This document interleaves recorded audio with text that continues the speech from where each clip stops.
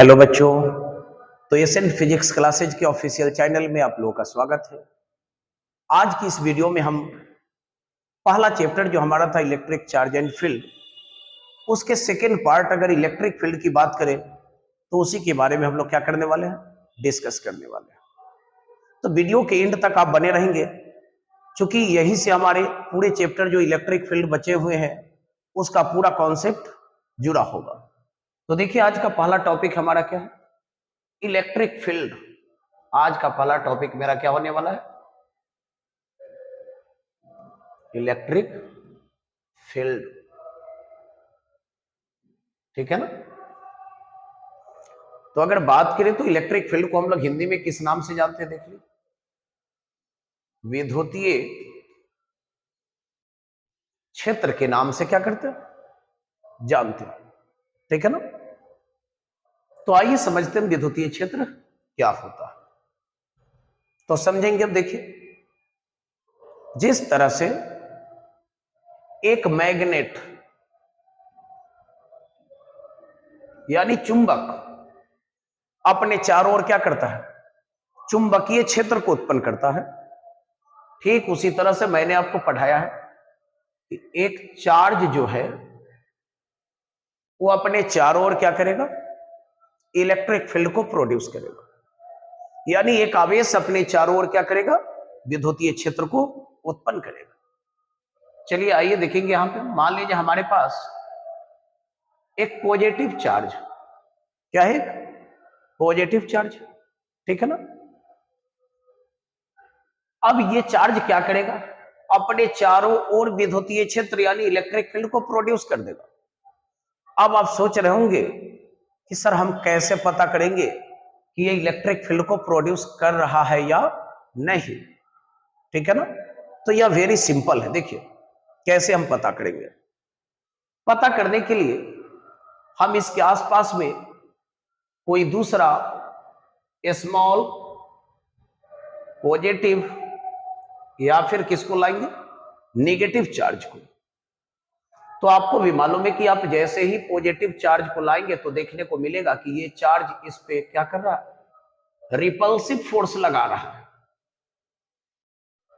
क्या लगा रहा है, रिपल्सिव फोर्स। लेकिन जैसे ही आप निगेटिव वाले चार्ज को लाएंगे तो देखेंगे कि ये पॉजिटिव चार्ज इसको अपनी ओर क्या कर रहा है, अट्रैक्ट कर रहा है। तो यहां पे जो ये दोनों पॉजिटिव और नेगेटिव चार्ज पे इसके कारण रिपल्सिव या अट्रैक्टिव फोर्स लग रहा है, वो किसके कारण लग रहा है जानते हैं, due to presence of electric field. तो अगर ये दोनों चार्ज को मैं इसके करीब लाऊं आसपास में कहीं पे, और ये दोनों फोर्स को जब एक्सपीरियंस करने लगेगा, अनुभव करने लगेगा, तो हम ये क्लेरिफाई कर सकते हैं कि ये चार्ज जो है अपने चारों ओर किसको प्रोड्यूस कर दिया, इलेक्ट्रिक फील्ड को। ठीक है। अब देखिए होता क्या, कूलम्स लॉ के अकॉर्डिंग हम लोग पढ़ चुके हैं, F is equal to K into Q1 Q2 upon R square. मतलब दो चार्जेज के बीच लगने वाला जो फोर्स होता है वो कहीं ना कहीं डिस्टेंस के स्क्वायर के क्या होता है, इनवर्सली प्रोपोर्शनल। मतलब ये क्लियर है कि जैसे जैसे डिस्टेंस बढ़ते वैसे वैसे फोर्स क्या होता, घटता। ठीक है ना। तो अब सिंपल सी बात है कि इस चार्ज के चारों ओर एक सर्टेन रीजन में, मतलब एक निश्चित क्षेत्र में जब ये दोनों स्मॉल चार्ज को हम रखेंगे तो क्या करेगा, ये अपना अट्रैक्टिव या रिपल्सिव फोर्स जो इस पे लगाएगा उसको ये दोनों एक्सपीरियंस कर पाएगा, यानी अनुभव कर पाएगा। लेकिन अगर ये दोनों चार्ज को हम एक दूसरे से बहुत दूर रख दे तो क्या देखने को मिलेगा कि ये जो फोर्स इस पे और इस पे लगाएगा, अट्रैक्टिव या रिपल्सिव, उस फोर्स के प्रभाव को हो सकता है कि ये दोनों अनुभव नहीं कर पाएगा। क्योंकि आपने देखा कि जब दूरी बढ़ेगा तब फोर्स क्या होते जाएगा, घटते जाएगा। अब फोर्स तो लगेगा, क्योंकि मैंने पढ़ा है दोनों की इलेक्ट्रोस्टैटिक फोर्स की और ग्रेविटेशनल फोर्स के बीच जब कंपैरिजन पढ़े हम, तो ये आपको बताया गया कि दोनों ही लॉन्ग रेंज फोर्स है। तो डिस्टेंस बढ़ने के बावजूद भी फोर्स तो लगेंगे दोनों के बीच, बट फोर्स की वैल्यू इतना कम हो जाएंगे कि ये जो है सो कि इसके फोर्स को अनुभव नहीं कर पाएगा। ठीक है ना। तो कहने का मतलब है कि ये बात तो क्लियर हो गया कि इस चार्ज के चारों ओर का एक सर्टेन स्पेस या रीजन होगा एक निश्चित क्षेत्र होगा जिसमें हम किसी दूसरे स्मॉल चार्ज या चार्ज बॉडी को क्या करेंगे, रखेंगे, तो उस स्मॉल चार्ज या चार्ज बॉडी पे ये अपना अट्रैक्टिव या रिपल्सिव फोर्स के प्रभाव को क्या कर सकेगा, दिखा सकेगा। उसी इस विशेष क्षेत्र को हम लोग क्या कहेंगे मालूम है, इलेक्ट्रिक फील्ड कहेंगे। क्या कहेंगे, इलेक्ट्रिक फील्ड। तो आइए देखते हैं इसको हम डिफाइन कैसे करेंगे इलेक्ट्रिक फील्ड का। तो सिंपल सा इसका डेफिनेशन हो जाएगा। डेफिनेशन क्या लिख सकते हैं मालूम, द स्पेस और रीजन, द स्पेस और रीजन अराउंड क्या लिखेंगे, चार्ज, और कह सकते हैं क्या, charged body within which its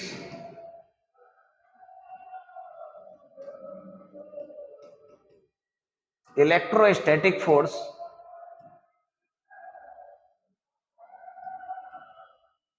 can be experienced by another a small charge or charged body is called electric field. तो सिंपल सा डेफिनेशन हो गया, किसी भी आवेश या आवेशित पिंड के चारों ओर का वह क्षेत्र जिसमें इसके इलेक्ट्रोस्टैटिक फोर्स को किसी दूसरे छोटे आवेश या आवेशित पिंड के द्वारा क्या किया जा सकेगा, अनुभव किया जा सकेगा, उसी क्षेत्र को हम लोग क्या कहेंगे, विद्युतीय क्षेत्र, जिसको इन इंग्लिश हम लोग इलेक्ट्रिक फील्ड के नाम से क्या करते हैं, जानते हैं। ठीक है ना।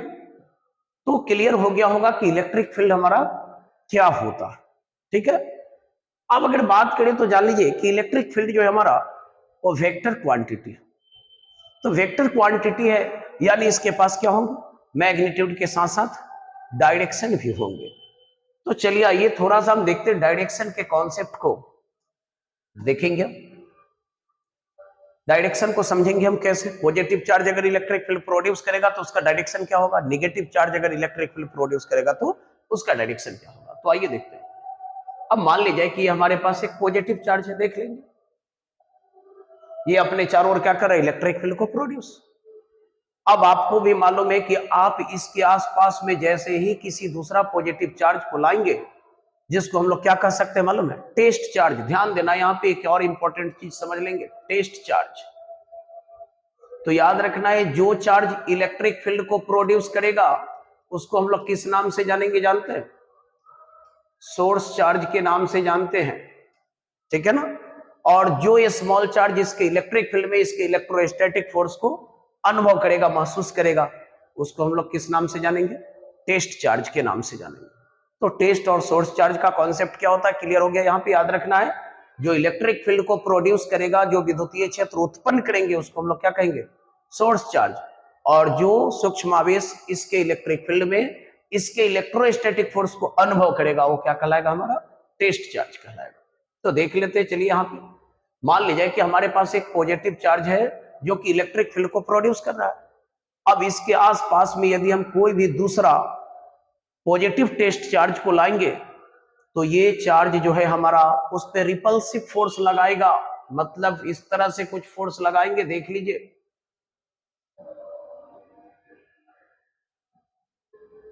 आप इसके चारों ओर कहीं भी कोई दूसरा पॉजिटिव चार्ज को रखेंगे जो कि टेस्ट चार्ज होगा, तो उस पे ये जो हमारा फोर्स लगाएगा वो रिपल्सिव फोर्स होगा। मतलब आप कह सकते हैं कि इस फोर्स की डायरेक्शन क्या हो जाएगी, आउटवर्ड हो जाएगा, रेडियली क्या हो जाएगा, आउटवर्ड।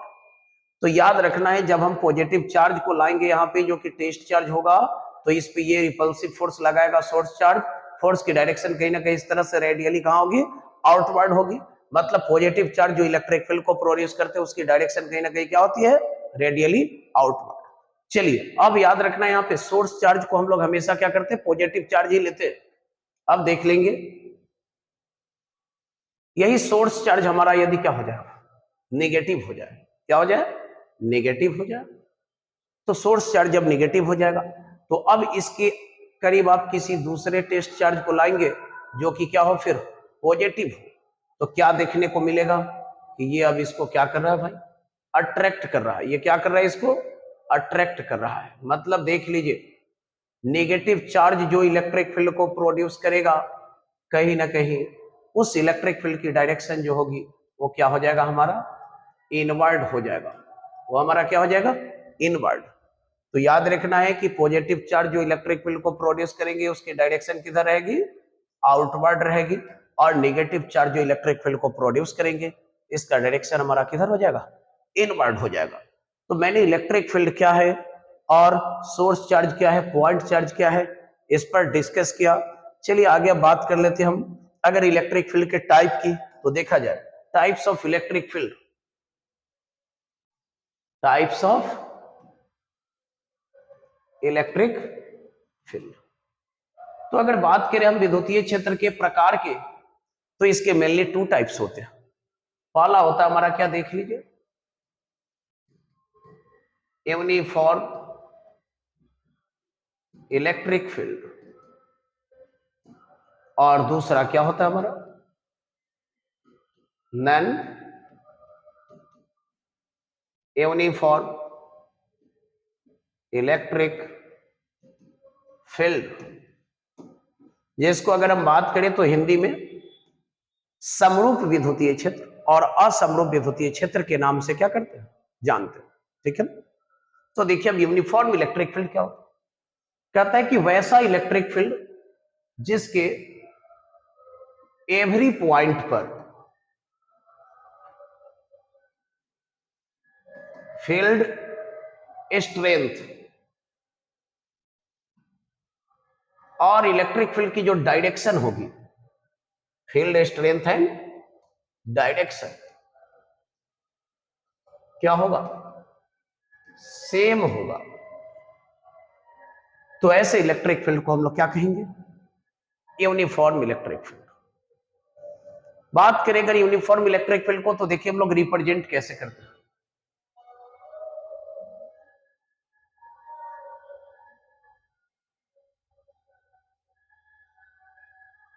सेट ऑफ कह सकते हैं आइसोलेटेड हॉरिजॉन्टल लाइंस के द्वारा। किसको रिप्रेजेंट कर रहा है ये, यूनिफॉर्म इलेक्ट्रिक फील्ड। देखिए प्रत्येक फील्ड लाइंस के बीच का डिस्टेंस सेम होना चाहिए, एरो की साइन की डायरेक्शन क्या होनी चाहिए, सेम होनी चाहिए। तो ये हमारा यूनिफॉर्म इलेक्ट्रिक फील्ड को रिप्रेजेंट करने का क्या हो जाएगा, तरीका। ठीक है ना। बात करते हैं अब दूसरा क्या, नॉन यूनिफॉर्म इलेक्ट्रिक फील्ड की। तो कहता है वैसा इलेक्ट्रिक फील्ड जिसके डिफरेंट पॉइंट पर फील्ड की स्ट्रेंथ और डायरेक्शन क्या होगा, डिफरेंट होगा, डिफरेंट होगा। वैसे इलेक्ट्रिक फील्ड को हम लोग क्या कहेंगे, नॉन यूनिफॉर्म। तो आइए देखते हैं अब कैसे नॉन यूनिफॉर्म इलेक्ट्रिक फील्ड को हम लोग रिप्रेजेंट करेंगे।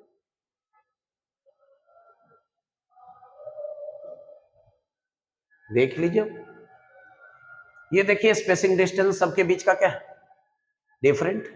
साथ ही एरो साइन जो डायरेक्शन को रिप्रेजेंट करने के लिए हमने यूज किया है वो भी अगर देखा जाए तो कहां है, डिफरेंट डायरेक्शन।